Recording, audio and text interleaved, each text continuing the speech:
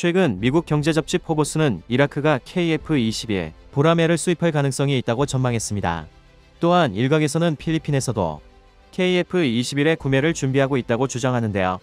포브스는 미국 싱크탱크 스트래트포의 전략분석 담당 부사장 로저 베이커의 말을 인용하여 이라크는 우리나라가 개발하고 있는 KF-21 보라매를 수입할 가능성이 있다고 보도하였습니다.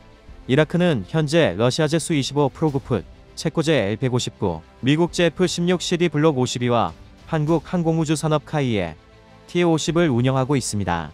이라크는 2003년 이슬람 반군 세력의 공습에 수-25를 주로 사용하였고 최첨단 F-16 전투기는 지상에 계류시켜 놓았습니다. 그 이유는 정비 불량과 부품 수급 탓이었는데요.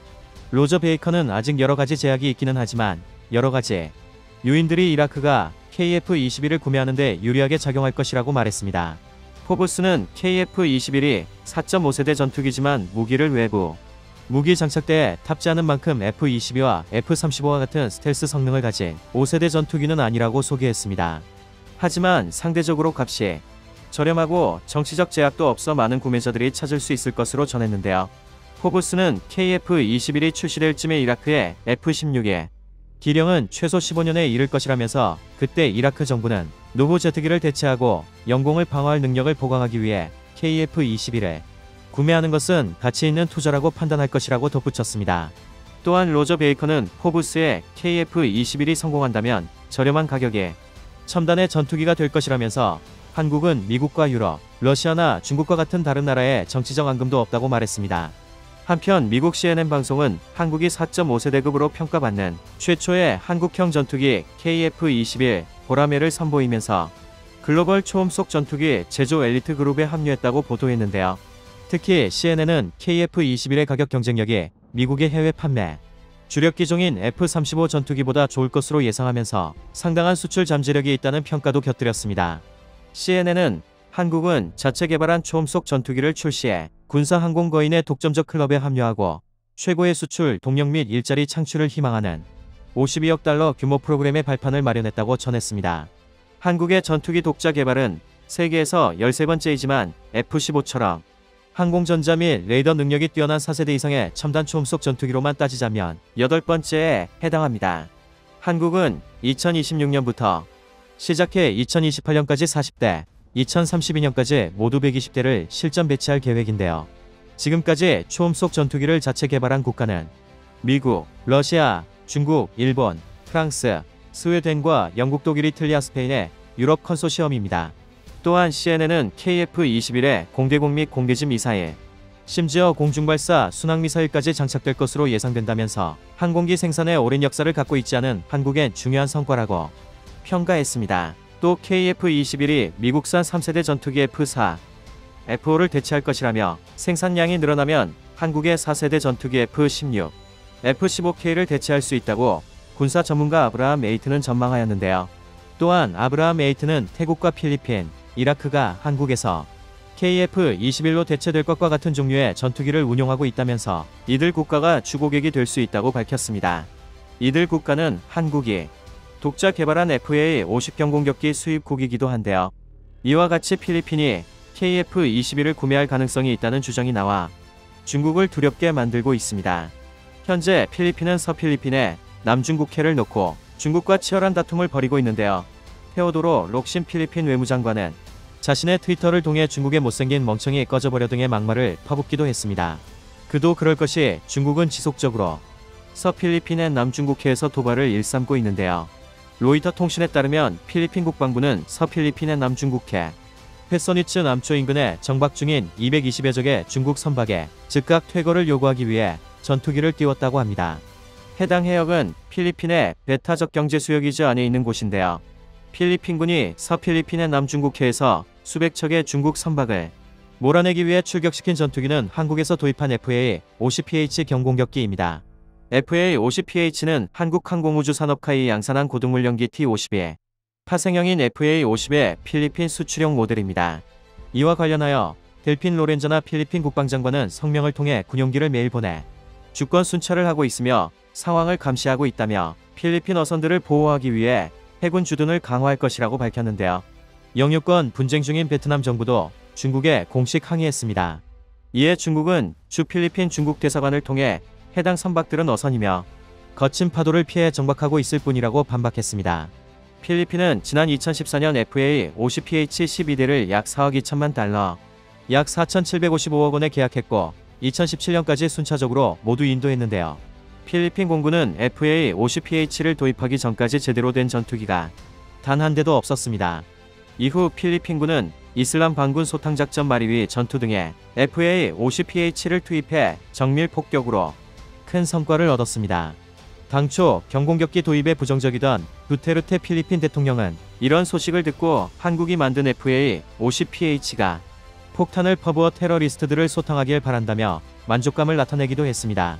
이처럼 필리핀은 한국산 전투기에 대한 강한 신뢰를 가지고 있는데요. 또한 필리핀은 갈수록 악랄해지는 중국의 도발에 강력한 방어체계가 필요한 상황입니다. 따라서 필리핀은 대한민국의 KF-21을 주의 깊게 살펴보고 있다고 하는데요. 한편 KF-21 전투기에 6세대 무기를 장착해야 한다는 의견이 제시돼 큰 충격을 주고 있습니다. 전경배 국방부 국방정보본부 중령은 공군회관에서 열린 에어로스페이스 컨퍼런스 2021 행사를 앞두고 6세대 전투기 개발 전망과 한국군 적용 방안이라는 발표문을 동해 6세대 전투기 도입 전에 전력 공백 방지를 위해 레이저 무기를 KF-21 전투기에 장착하는 등 단계적 전력 증강 사업이 필요하다고 견해를 밝혔습니다. 전 중령은 6세대 전투기에 장착된 레이저 무기는 초속 30만 km의 속도로 공격함으로 대응이 불가능하다. 또 중력 영향 없이 직진함으로 운동역학적 탄도 개선이 불필요하다며 수 킬로미터 밖 직경 10cm 표적을 요격하는 초정밀 타격이 가능하다. 대기 환경 조건의 영향을 받으므로 공중에서 운용하는 것이 유리하다고 설명했는데요.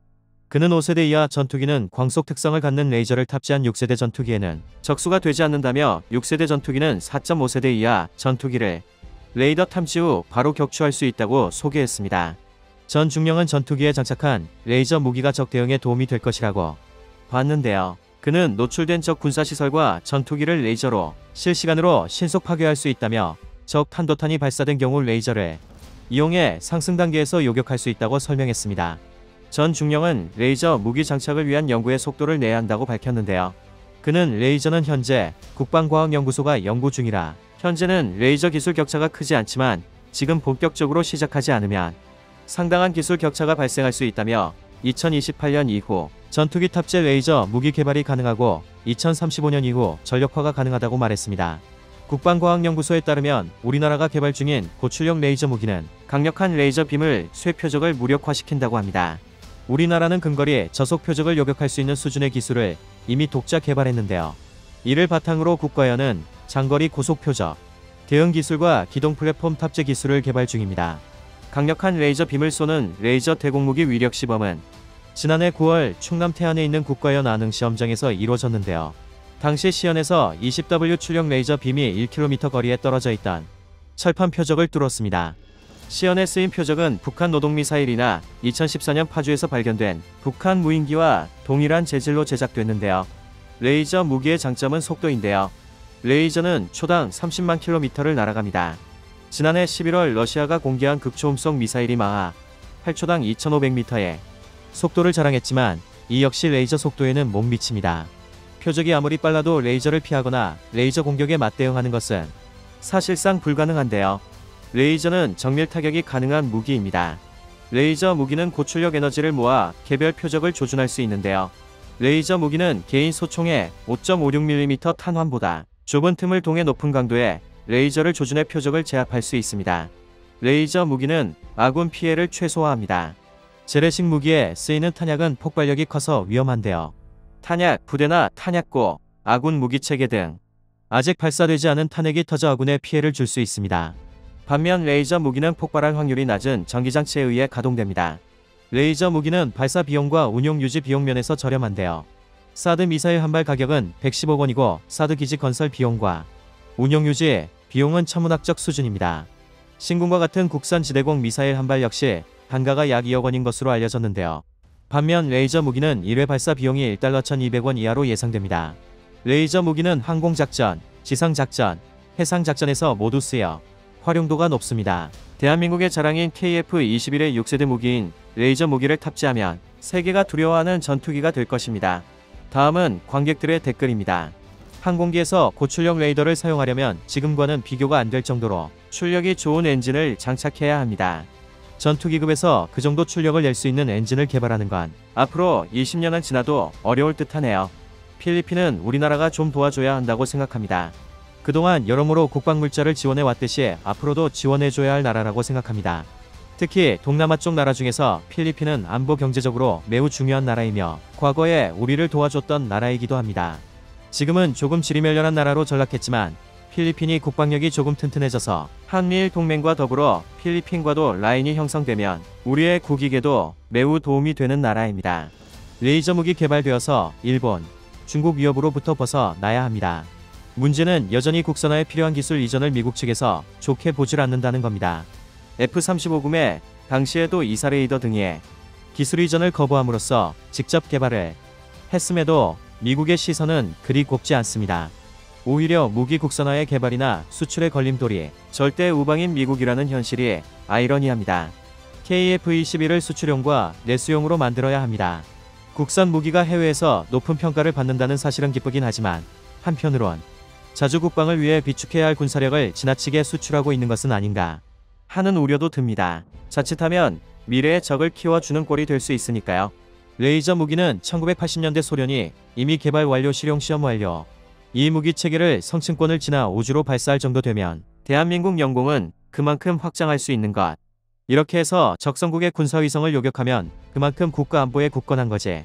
일단 우리 영공부터 방어수단으로 확보한 뒤 판매해야죠. 필리핀 정부의 KF-21 보람의 구매 의사는 지극히 정당하며 대중국대 일본세 위협을 막아내기 위해서는 반드시 KF-21를 구입해야 합니다. 한시라도 일본 때문에 공산화된 중국을 온전히 민주화시키거나 대만이 중국을 흡수하여 연방 대만이 탄생하게 해야 할 텐데 4에서 5년 뒤 보람의 완제품 잘 만들어서 가성비 제일 좋고 그리고 남이 나라 침범 안 하고 그나마 의로운 국가인 한국제가 많이 팔려서 우리 국방산업도 더욱더 발전하게.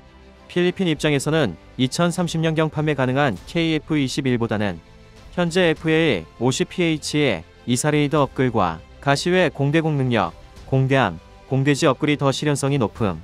문제는 미국은 항상 그러했듯 갑질 엔진 미국서 수입하는데 그거 가지고 갑질하고도 남을 나라입니다. 엔진을 하루빨리 국산화하기에 미국 의존도 벗어나야 합니다. 레이저 무기는 대기권 밖에서 더 강한 능력을 발휘하죠. 대기권은 공중의 수분, 먼지 등의 영향을 받는다고 합니다. 그래서 아직 사거리에 대한 문제를 해결해야 합니다. 그리고 KF-21이 가야 할 무장 시스템 방향은 우리나라에서 개발한 미사일과 미국제, 유럽제, 러시아제 미사일과 폭탄 무장 시스템을 모두 사용을 할 수 있도록 방향으로 키를 잡아야 합니다. 좋으셨다면 구독과 좋아요 부탁드립니다.